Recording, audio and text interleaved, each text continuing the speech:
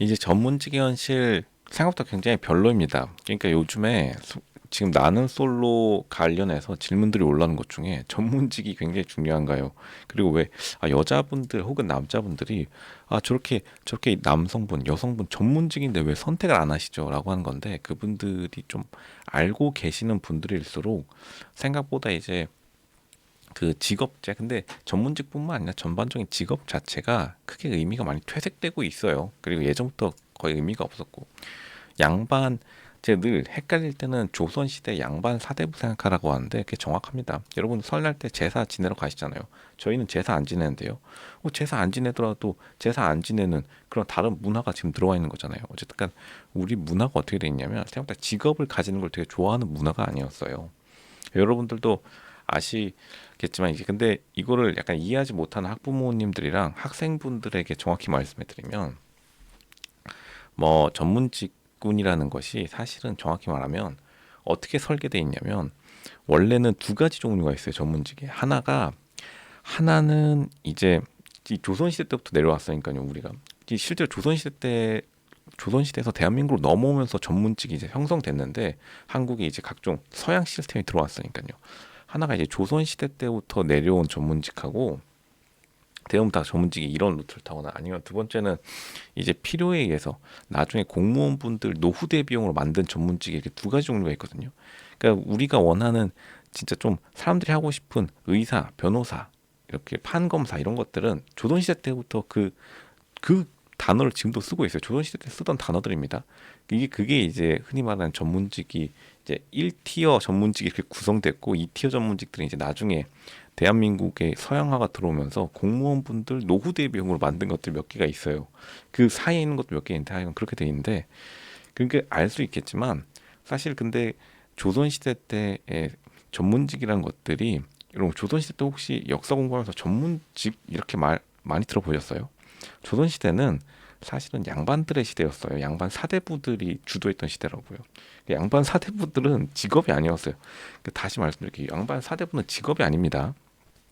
연예인을 직업이라 하나요? 물론 직업이라 할 수 있겠지만 현대로 따지면 그러니까 이제 그 전문직이 된다고 해서 양반 사대부가 되는 게 아니고 물론 이제 양반 사대부 집안 중에서 그 당시에 직업을 통해서 올라온 집안도 있지만 그러니까 전문직은 원래는 이제 공무원 노후 대비용으로 지금 설계됐다고 보는 게 훨씬 더 맞아요. 그러니까 특수 직군 여러분들이 생각하시는 그렇게 뭐 국회의원 분들이나 그리고 대통령 분들 같은 경우에는 그분들이 직업도 물론 좋았지만 사실 직업이 좋지 않았어도 국회의원 대통령 될 분들이에요 대부분 이제 근데 특정 직업군이 이제 대통령이랑 그런 분들이 많이 몰려 계시니까 그러니까 투표로 뽑히시는 분들이 많이 몰려 계시니까 이거를 모르시는 분들은 와 진짜 그 결정사 대표님들도 사실은 그 사람들의 직업만 알지 이 전반적인 사회 시스템을 잘 모르시는데 그 사회 시스템 자체가 대한민국은 직업의 사회가 아니에요. 뭐 자본가 원하시나요? 자본가. 뭐 요즘 유행하는 대자본의 시대인데 사실 그게 자본가라기보다는 예전에는 이제 양반의 시대였고 이제 서양화되면서 자본가의 시대로 바뀌었죠. 그것도 이제 재벌로 한번 대체됐다가 이제 재벌과 연예인의 관계가 이제 희미해지죠. 요즘엔 뭐 재벌분들이 연예인 같으시니까요. 서양의 여러분 테슬라 사장님 같은 경우에 연예인인지 사실은 그분도 이제 재벌분인지 뭐 구분이 안 갈 정도니까요. 그러니까 전문직의 환상을 조금 약간 가지지 않으면 이렇게 좋은 직업이 있냐 할 수는 있어요. 이걸 직업으로 보신다면 그러니까 직업 중엔 괜찮은데 이게 생각보다 뭔가 그 엄청난 영향력을 가지고 있지 않습니다. 모든 직업이 그래요.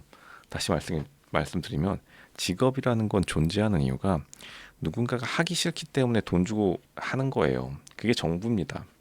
그러니까 이것도 사실 알려주지 않죠. 왜냐하면 이걸 알려주면은 사람들이 학교에 출석 안 하고 이 현실을 알면 사회가 유지되기 어렵죠.